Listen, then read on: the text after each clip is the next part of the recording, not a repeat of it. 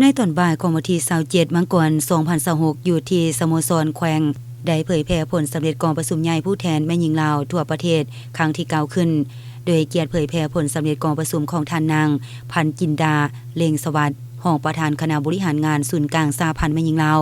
เข้าร่วมมีคณะบริหารงานสหพันธ์แม่หญิงแขวงคณะฮักทานคณะหน่วยแม่หญิงพร้อมด้วยสมาชิกแม่หญิงและพนักงานเพศชายจากแผนกการออมข้างแขวงเข้าร่วม200กว่าคนกองประชุมใหญ่ผู้แทนแม่หญิงลาวทั่วประเทศครั้งที่9ได้จัดขึ้นในระหว่างวันที่9-50 กันยายน2025ผ่านมามีผู้แทนสมบูรณ์เข้าร่วมทั้งหมด373สหายที่เป็นตัวแทนให้สมาชิกสหพันธ์แม่หญิง 1,699,000 กว่าคนในทั่วประเทศและมีแขกถูกเชิญเข้าร่วม150ท่านหญิง129ท่านชาย21ท่านกองประชุมใหญ่ได้ทำห้องเอาบริงานการเมืองทั้ง2ภาคพร้อมทางกำหนดทิศทางคาดหมายสู่ส่วน5ปี2026-2030ทำห้องเอาวิสัยทัศน์ฮอดปี2035แผนพัฒนาแม่หญิงลาว5ปี2026-2030ซึ่งมี9เป้าหมาย31แผนเวียกจุดซุ่มและ144เวียกจุดซุ่มทำห้องเอากฎระเบียบของสหพันธ์แม่หญิงลาวสมัยที่9ทำห้องเอาคำขวัญและข้อแข่งขันของสหพันธ์แม่หญิงลาวสมัยที่9สืบต่อรักษาและปฏิบัติคำขวัญพัฒนาความเสมอภาคหญิงชายติดพันกับการพัฒนาประเทศชาติกองประชุมใหญ่ได้เลือกตั้งและหับห้องเอาคณะบริหารงานศูนย์กลางสหพันธ์แม่หญิงลาวสมัยที่9จำนวน61ท่านซึ่งล้วนแล้วแต่แม่นผู้ที่มีมาตรฐานเงื่อนไขที่ได้กำหนดไว้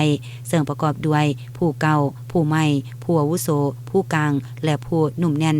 ทุกคงเขตและส่วนเผ่าได้พร้อมกันเป็นเอกสารหับห้องเอาท่านนาง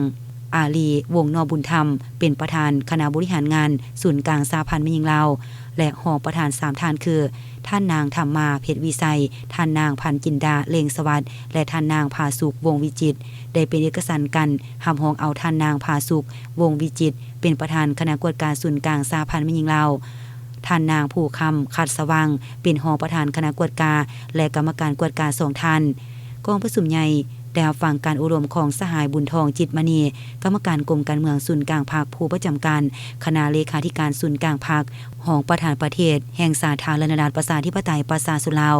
สหายได้ยองยอสมเสยต่อผลงานการเคลื่อนไหวของไอ้น้องแม่หญิงลาวบ่ดาเผาที่ได้ประกอบส่วนอย่างต่างหน้าและแข็งแรงในภารกิจรวมของประเทศชาติและเรียกร้องให้คณะบริหารงานสุดใหม่ต้องเป็นเจ้าการนำภาษีนำพันขยายเนื้อในจิตใจของกองประชุมใหญ่ครั้งนี้ให้เป็นแผนงานเป็นโครงการและหันเป็นนิติกรรมละเอียดและเผยแพร่คำแนะนำเกี่ยวกับการโฆษณาปลุกระดมขบวนการและยองยอในบัตรเลือกตั้งสมาชิกสภาแห่งชาติสุดที่10และสภาประชาชนแขวงสุดที่5